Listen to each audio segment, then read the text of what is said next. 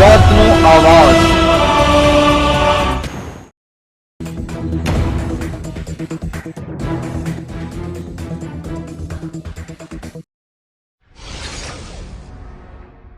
રાજકોટ જિલ્લાના ઉપલેટા મામલતદાર કચેરી સ્ટાફ દ્વારા ઝડપ્યો ગેરકાયદેસર અનાજનો જથ્થો।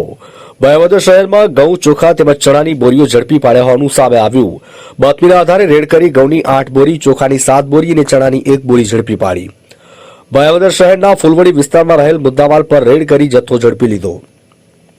આજરોજ ઉપલેટા તાલુકાના ભાયાવદર ફૂલવાડી વિસ્તારમાં ઘઉં કટા 8, ચોખા કટા 7, ચણા કટા 1 ટોટલ જથ્થો અંદાજિત કિંમત 15,650 અનધિકૃત રીતે માલુમ પડતા સીઝ કરી નાગરિક પુરવઠા નિગમના ગોડાઉન ખાતે સોંપવામાં આવેલ છે। આ અંગે આગળની કાર્યવાહી હાથ ધરવામાં આવશે। તેમજ આ બાબતે મધ્યાહન ભોજન યોજના અંગે આ બાબતે ગેરરીતિ થયેલ હોવાનું જાહેર થયેલ હોય તેથી આ બાબતે આગળની તપાસની કાર્યવાહી કરવામાં આવશે। ઝડપાયેલ મુદ્દામાલને સીઝ કરી સરકારી ગોડાઉન ખાતે ખસેડવામાં આવ્યો। અનાજના જથ્થાની રેડ બાદ ભાયાવદર કન્યાશાળામાં ચાલતા મધ્યાહન ભોજન કેન્દ્રની પણ તપાસ હાથ ધરી। તપાસમાં મધ્યાહન ભોજન કેન્દ્રમાં રેકોર્ડ મુજબનો સ્ટોક નહીં નીકળ્યો હોવાનું પણ સામે આવ્યું।